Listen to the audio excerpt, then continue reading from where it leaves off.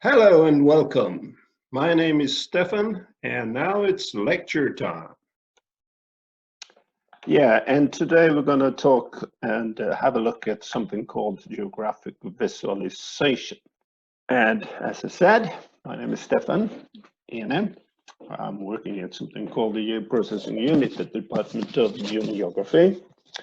I'm teaching cartography, remote sensing, GIS on the department and also at the Department of Physical Geography. You can contact me on this email address. Okay, visualization of geographic data. Well, of course, it involves something that is known as the traditional map, but I intend to have a look at animated maps, 3D models, animated 3D models, and finally interactive 3D model, but the focus will be on traditional maps. Well, here we have a reference map and a thematic map. Normally, you talk about three cornerstones of a map. You have a scale, you have a preaction, and a map also has a symbol language. The scale then. The scale is the relationship between known distance in the real world and the corresponding distance on the map. That is, a scale of 1 to 5,000 means that 1 centimeter on the map corresponds to 5,000 centimeters in the real world, that is 50 meters. And the scale can be expressed in two ways, actually. You can have the mathematical scale, scale 1:100,000, or you can have the expression of the scale in something called a scale bar.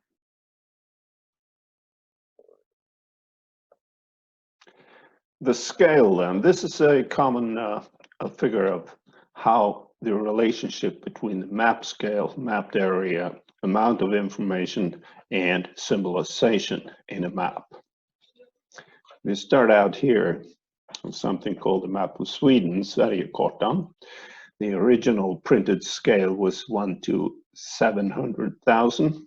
That means the scale is small, the mapped area is large, the amount of information is less, symbolization tends to be more generalized. And we worked through these formerly known as official maps of Sweden. Översiktskartan, printed scale originally 1 to 250,000. Road map, Vägkartan, original scale 1 to 100,000. Terrain map, Terrängkartan, original printed scale 1 to 50,000. And finally, Fastighetskartan, or the property map, printed scale originally 1 to 12,500, where you have a large map scale, you have a small mapped area, you have lots of information that is less generalized. If you look at Sverigekartan to the right, for instance, map of Sweden, you see the municipality of Tierp as a yellow dot, and compare that to Fastighetskartan to the left, scale of 1 to 12,500, where you actually can see the form of the actual buildings. The preaction then, yeah. Preaction refers to the method chosen by the cartographer of how to transfer the curved surface of a part of the earth to flat paper. And there's always deformations. The orange peel cracks. I'm just going to have a little look at this video.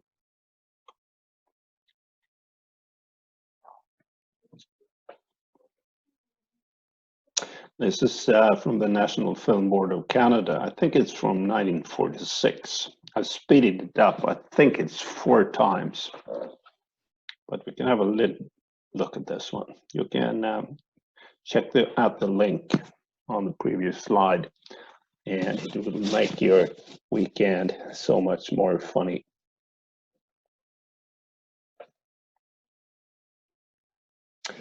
I think this is a grapefruit that is trying to symbolize the procedure of preaction.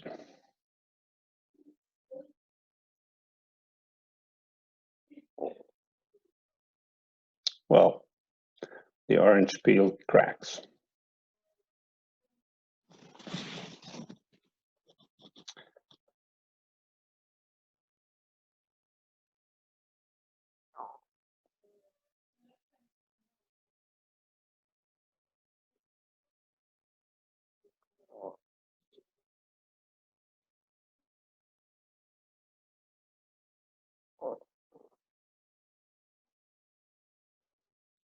Well, that's a rather interesting preaction, isn't it? We can step forward to a more systematic way. I think this is a turnip.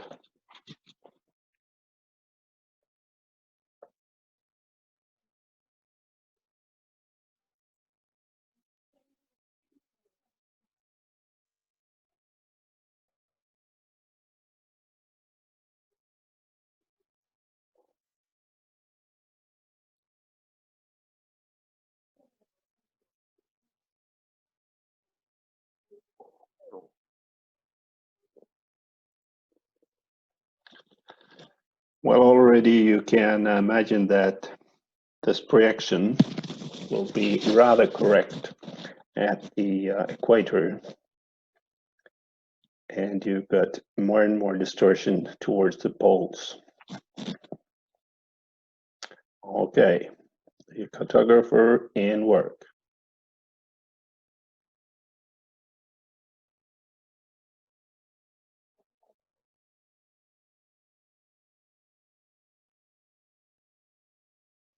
Well, it's important to show every detail in the process of making this map, as you can see.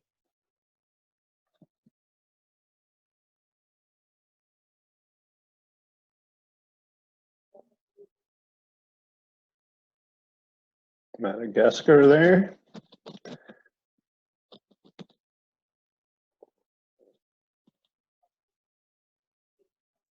And Australia. Don't forget New Zealand.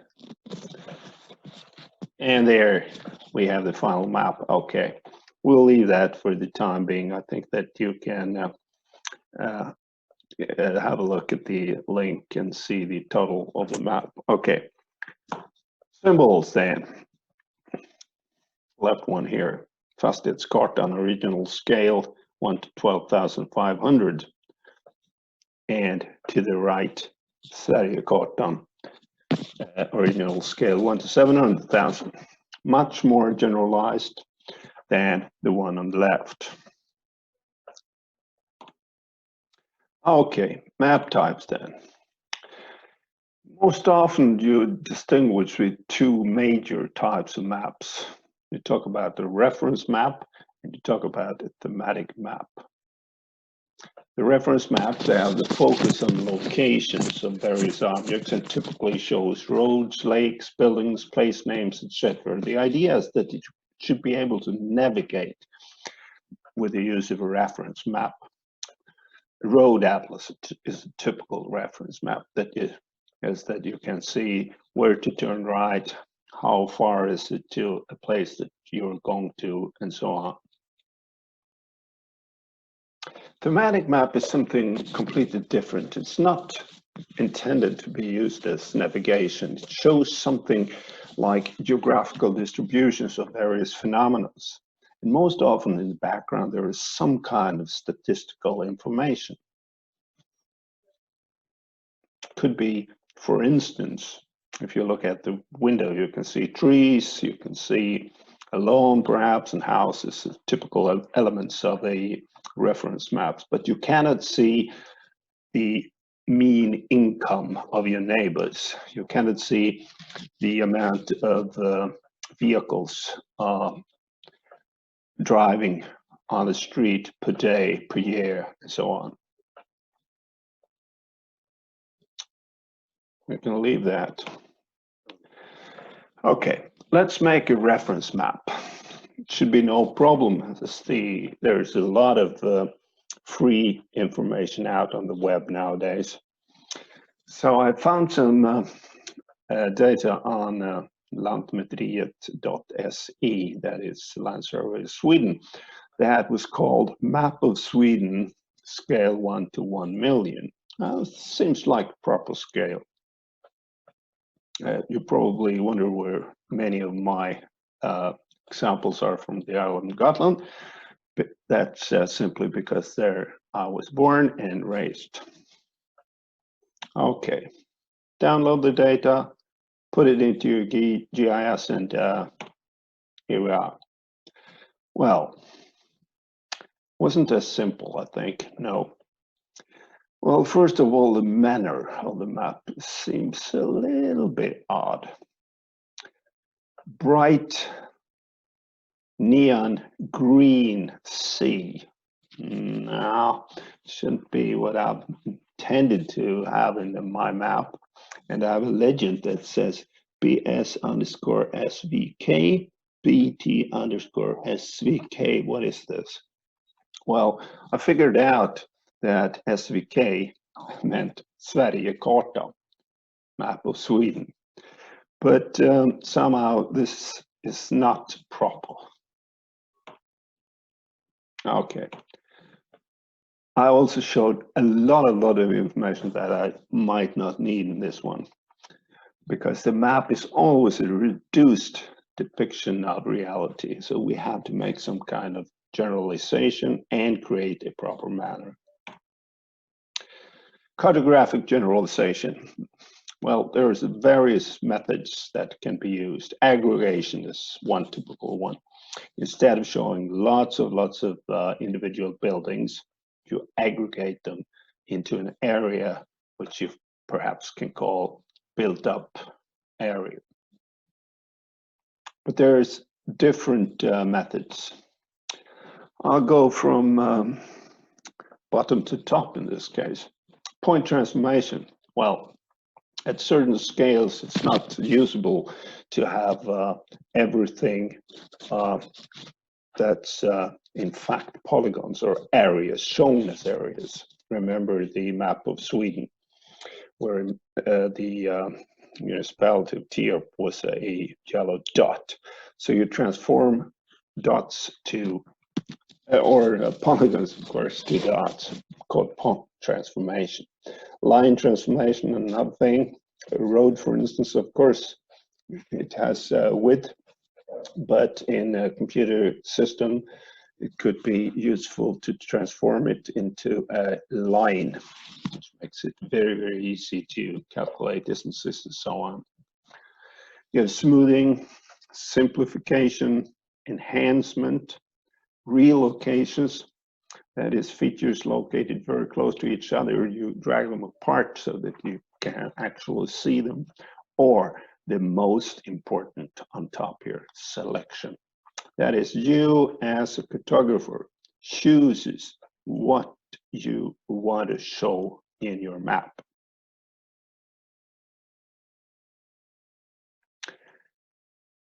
Symbol choice, well, we can leave that too. But the thing is how to make a selection of what you want to show on your map. Yeah, do always read the documentation of the data. It will help you to decide what data you will need in your map and help you to choose the drawing manner of your data. Most often this is downloaded together with the data, but not always. So check on the same site when you found where you found the data, if there's any documentation that might be needed for your future work. The cartographic process. Okay, what is it? This is reality, and this is a map. The idea is that the real world, through classification, generalization, color selection, symbolization, interprets the real world and creates a map where the map reader can understand the real world, recognize the real world. If not, try again. Okay, we'll apply these generalizations that we talked about to our reference map. This is what we didn't want. This is what we wanted. Okay, what have I done? Yeah, first of all, I've taken away a lot of information that I didn't need in this particular scale. I simply ended up with a very simple land use classification: open land, woodland. I have a major municipality, that is a town of Visby, and I had lakes. I also chose a couple of municipalities and on the island, and I also chose some roads. Well, how did I come to the conclusion that this was the thing that I should choose? Yeah, first of all, about the municipalities. I'd like to have some evenly distributed points. So I chose some in the north, some in the south, and tried to find an idea that made the composition pretty okay.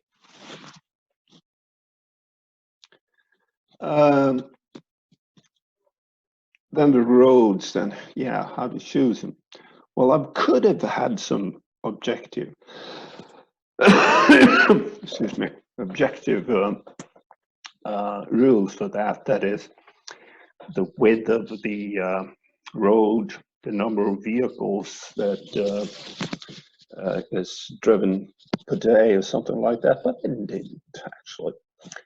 Simply found it very strange if I shouldn't have the possibility to go by road to these municipalities I've chosen. So this is very, very subjective.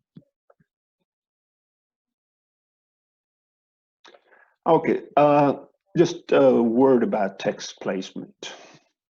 And this is text placements to points, for instance, but it could apply to different items on a map. Well, the best location should be number one here. That is above the point to the right. And so on down to, well, not so very good, below the point to the right. Okay, that was not so funny, as I haven't read that before I made my map. So I have to come up with some excuse why I placed the place names as I did.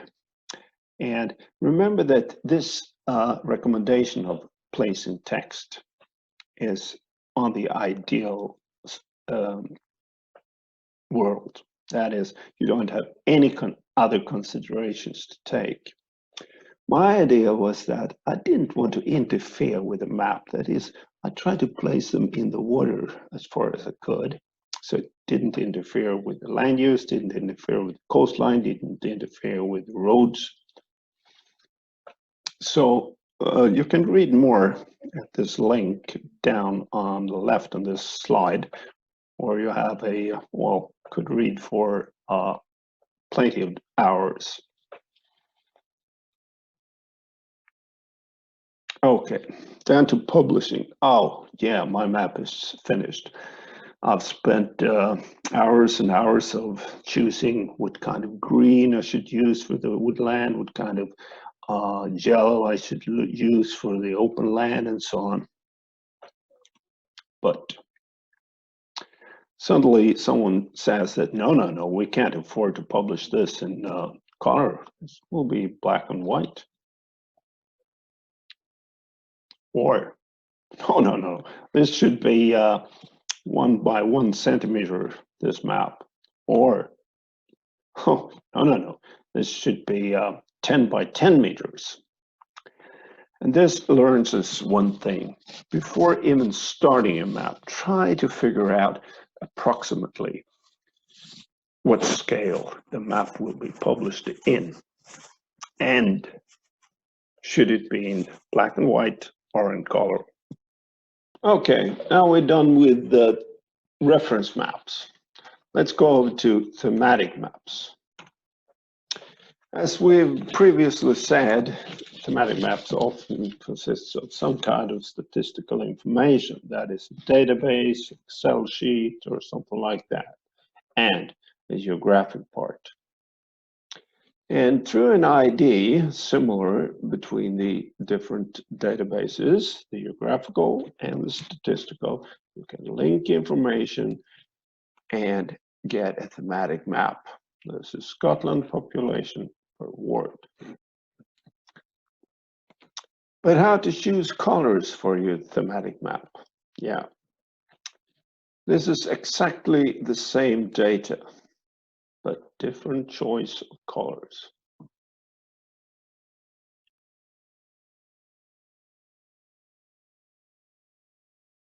Well, there are some hints I can give you. Use colors that gives the map reader correct associations. What does the map actually show? Temperature, most of us probably would accept that cold is blue and warm is red. Percentage wetland, a little bit more difficult, but a small percentage could be green, large light blue. Percentage arable, well, small percentage could be small, it could be green, and a large percentage could be yellow. If you're dealing with the reference maps, it's a little bit easier. Water course could be blue, water body could be blue too, glacier, or well, symbol here, built up area, well, maybe forest, green, open land, yellow, and so on. But I have an advice to you here. Look at the existing maps. Is there an accepted manner?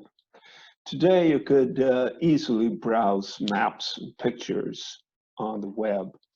And if you find that 99.9% of the maps you find have a certain colors for different kinds of information, choose that one. So the map reader will recognize it much easier. Okay, there are other conventions.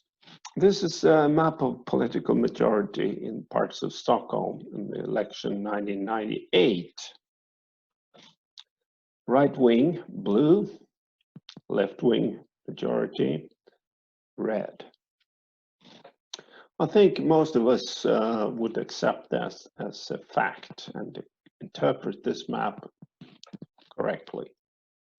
But what if we change it, turn it upside down? Right wing, red, left wing, blue. Now you get confused. And I would say that the left map here should be interpreted correctly by a map reader in Sweden, even without the legend below. The right one, definitely not.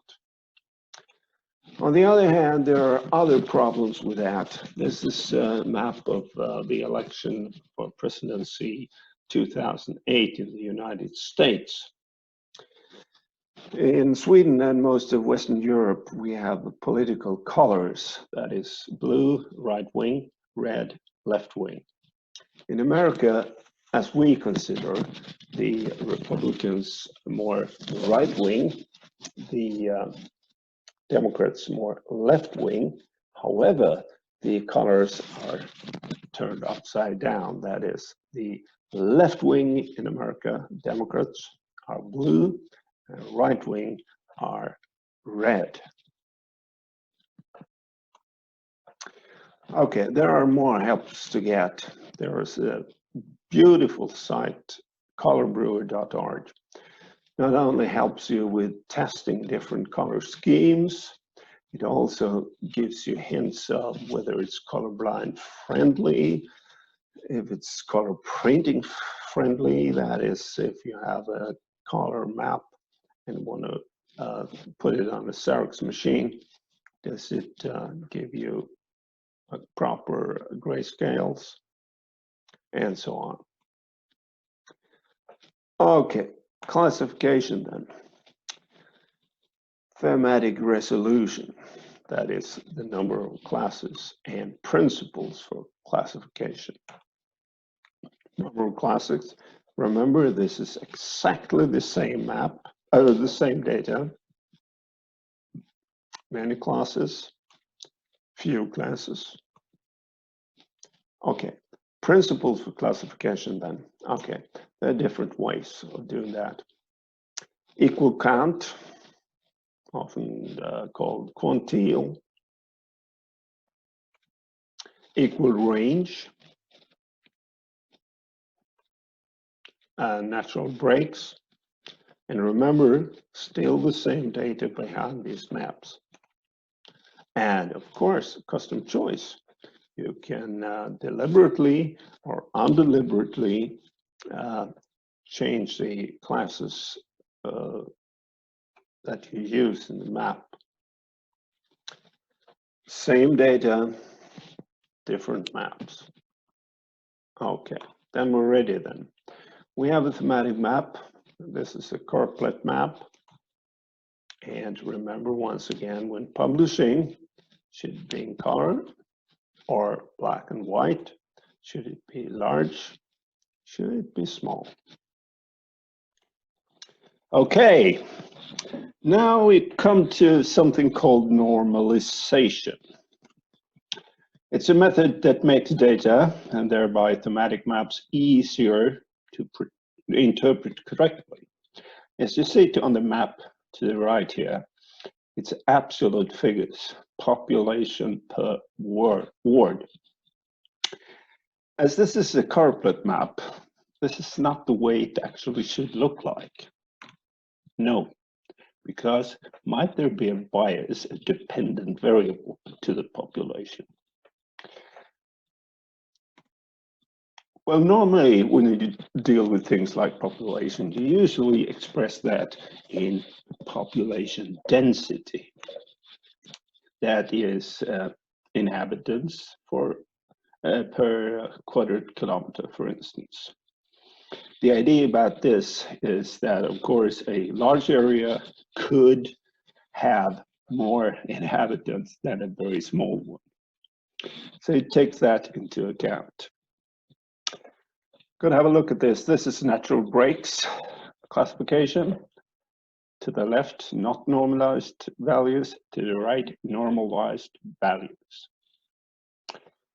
Quantiles, not normalized to the left, and to the right, normalized values. You see it differs a little bit. This is the normalization procedures most often used in corporate maps. If you have proportional symbols, it's perfectly okay to have absolute figures. Or you can have this as bars, proportional symbols, or of course you can round the problem in a map showing population change per ward. It deals with the normalization problem. Yeah, some words about formalities. As I teach both at the Department of Physical Geography and Human Geography, we have had some arguing about this during the years. But finally, we came to the conclusion that a title should always be present to map.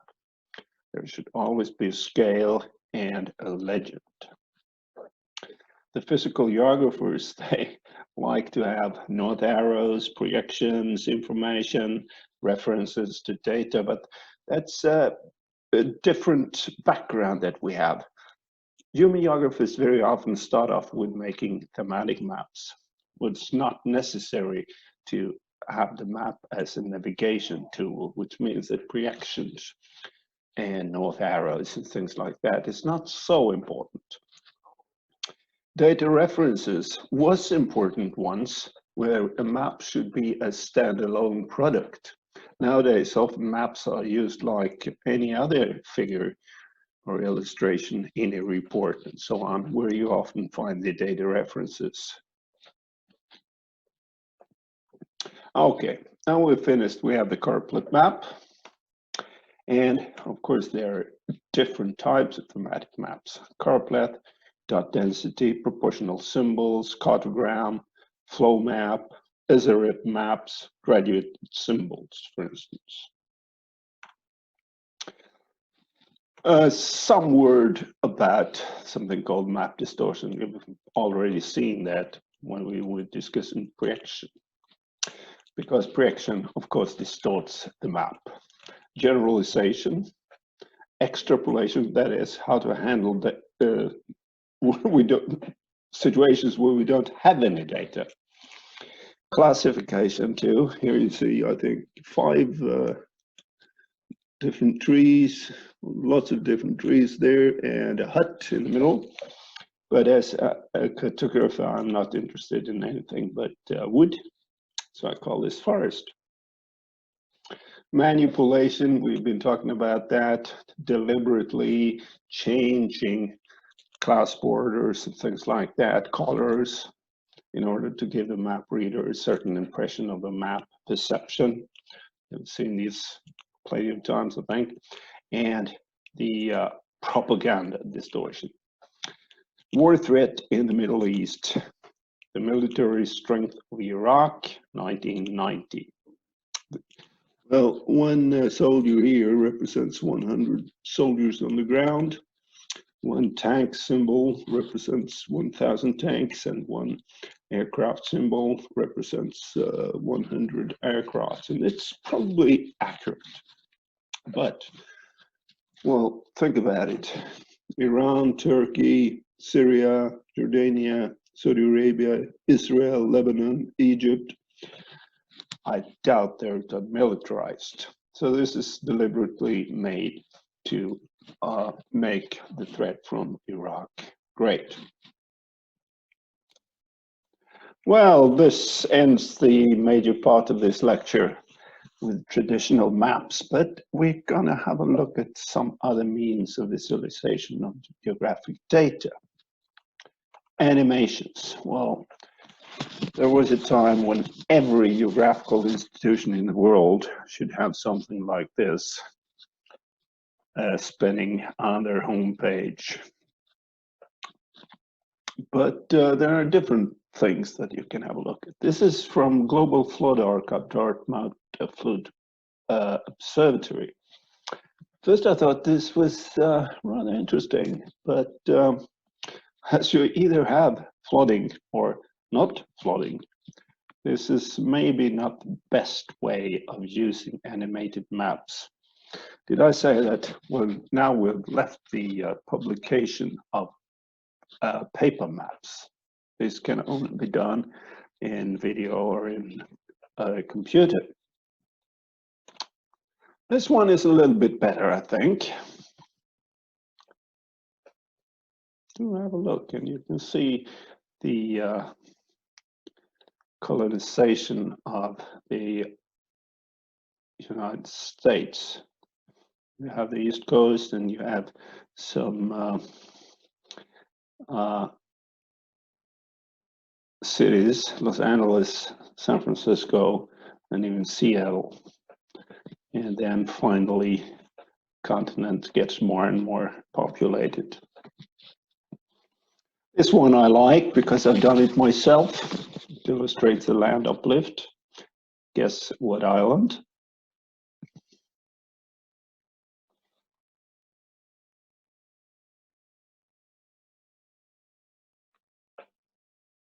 Probably you've guessed by now that it's the island of Gotland in the Baltic Sea. And I can see now that, well, you should have some kind of legend to this one. That is, what kind of year do we talk about? Is it 10,000, 5,000, and so on years ago? Could have been a good thing. Also, liking scale. This is a very nice one. This is a cartogram illustrating population growth in different countries of the world. Have a look at this, and do have a look at especially Nigeria in Africa and also at India. This is a really, really good use of animated maps.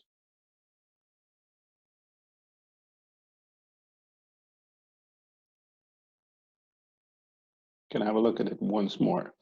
Nigeria, India. And do also look at Europe, what's happening.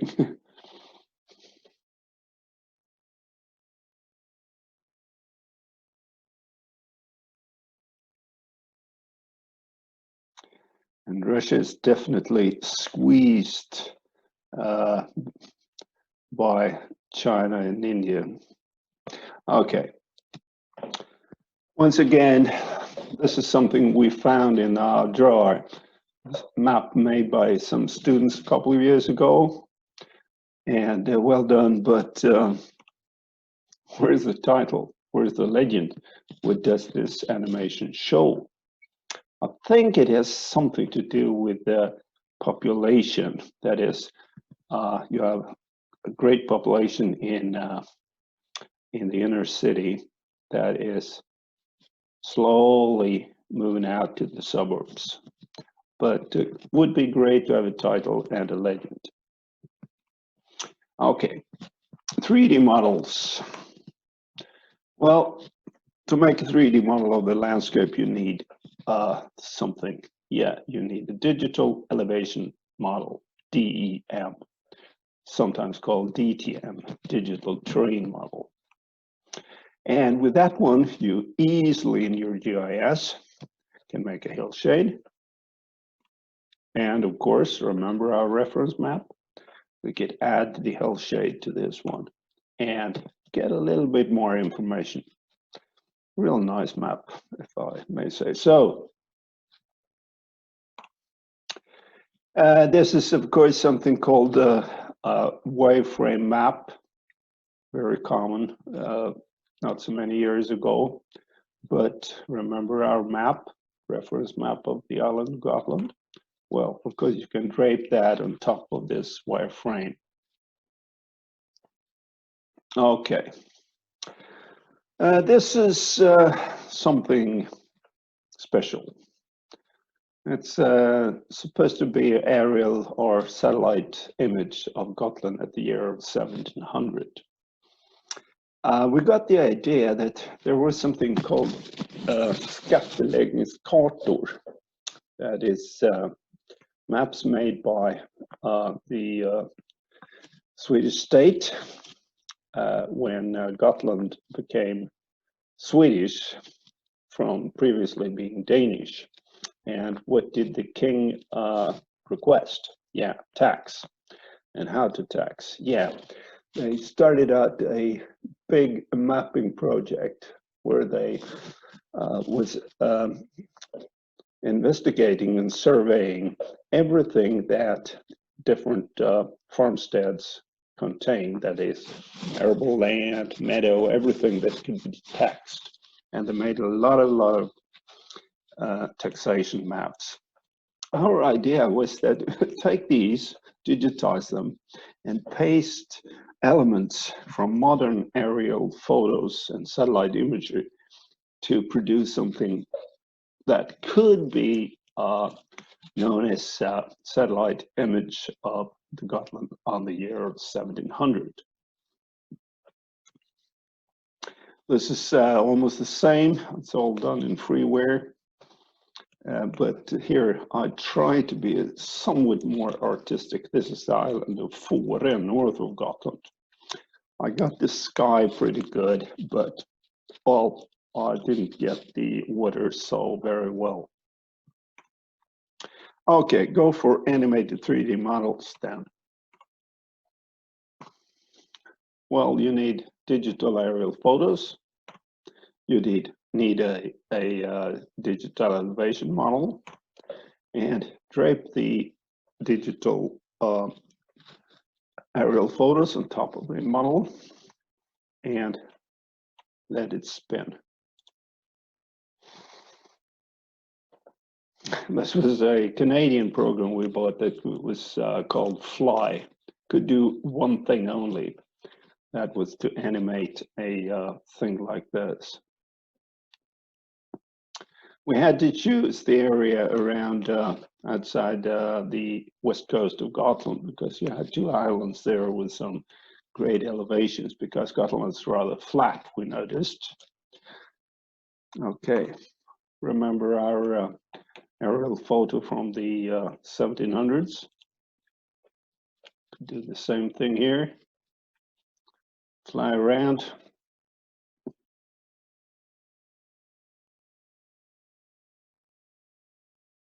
Enough of that. And this is Scandinavia. This is a different project. Scandinavia 10,000 years into the future. Oh, sorry about that. Reverse. And go for it there.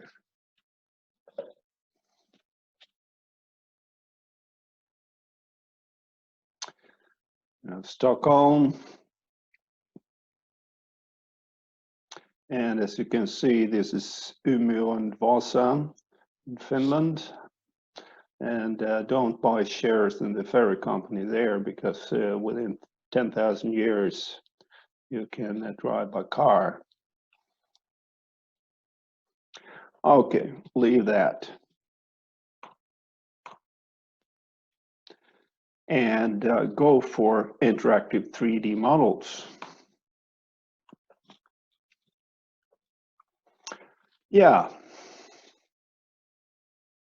This is implemented in many GIS softwares like ArcGIS, MapInfo, Idrisi, QGIS. But how to reach people with no GIS software installed? Well, one way has been to use Vermal. That is a format for 3D on the internet. And this is, you can watch these virtual reality modeling language, as Vermal stands for.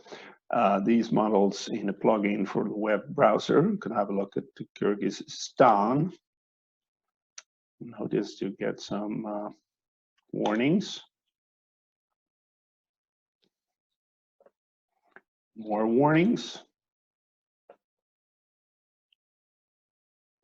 But finally, this is a Landsat infrared, near infrared image draped on a terrain model of Kyrgyzstan. And as you can see, the user can navigate around this pretty easily and doesn't have to require any software whatsoever except for this, in this case, Cortana 3D plugin. Okay, we can, as we were talking about these taxation maps of the island Gotland, we can have a look at one of them anyway, just to have see how they look like.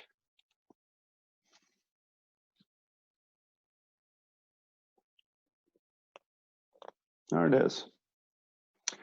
This is the eastern part of the island Gotland, called Östergarn. And the user here can, of course, fly around. But as you noticed, we've got some warnings. So this Vermal format is beginning a little bit outdated. There's a security risk involved in this one, as it's plain text files actually that is distributed. So we leave that one and go for HTML5. And we'll have a look at a model. This requires no plugin into your browser. This is a model of 3D model of town of Tbilisi, capital of Georgia, Republic of Georgia. And as you can see, no warnings, and it's pretty fast. It's an aerial photo draped on a train model.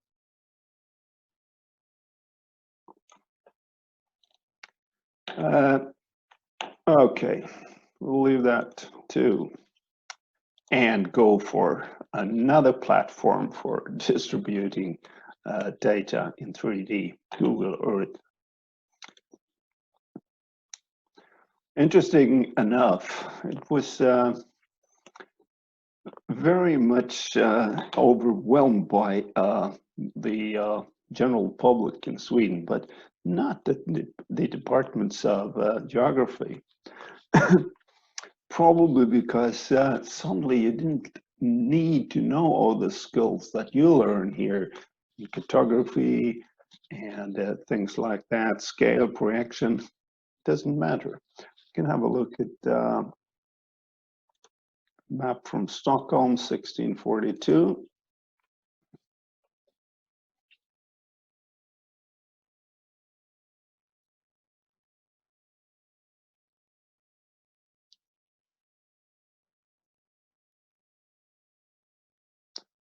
Hopefully.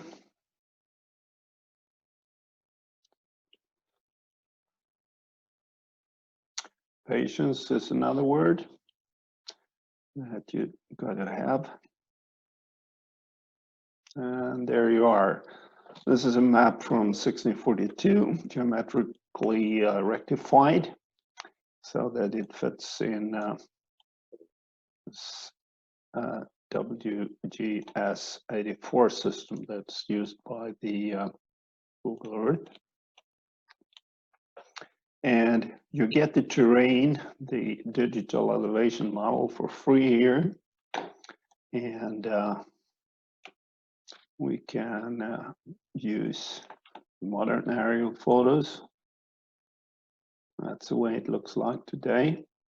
That's the way it looked like 1642. And of course, you can use the other items that you can get for free in Google Earth. Let's have a look at this one. It's how it looks today. Very easy, very, and it uses, I could say, it uses a format called KML, Key-Hole Markup Language, sometimes KMZ. That is the same thing, but it's a compressed format. So you can get anything else. There we are. Yeah. Okay.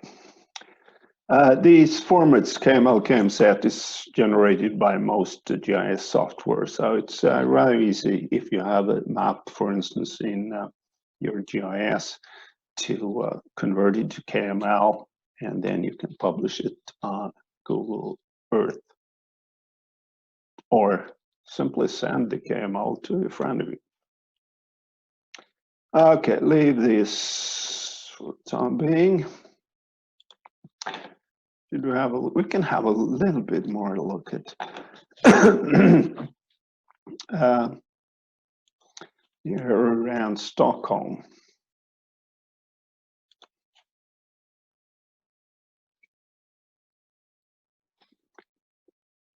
Well, we're not on campus, but see when this one loads.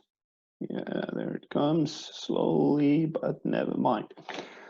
This is very simple data, as you can see here. It's said that the level of the water was 30 meters above what it's today, 20, 15, 10, and so on. And this is the 30-meter level. And if we make it a little bit transparent, try to locate the campus area. There we are. Here we are at the campus. Here we should have been actually in this building here with the solar panels on the roof. And we're now talking about the rise of the sea level of 30 meters. As you can see, we'll definitely need some diving equipment. Okay, say 20 meters then. Okay, definitely underwater anyway. 15. Yeah, 15 meters. We're still pretty much below. Yeah. Maybe part of the Lappkärrsberget, still above sea level. Okay. We'll go for 10 meters. And now, ladies and gentlemen, we are safe. Don't need any diving equipment, but as I imagine here, parts of the university is below sea level. Okay, that was brief about the 3D model, Google Earth in this case. And we'll go on and simply close these and say that that about wrap things out, visualization of geographic data. The major part was about traditional maps, but we had a little look at animation, 3D models, animated 3D models, and interactive 3D models. Well, thank you very much for your attention and hope to see you soon in real life. Goodbye.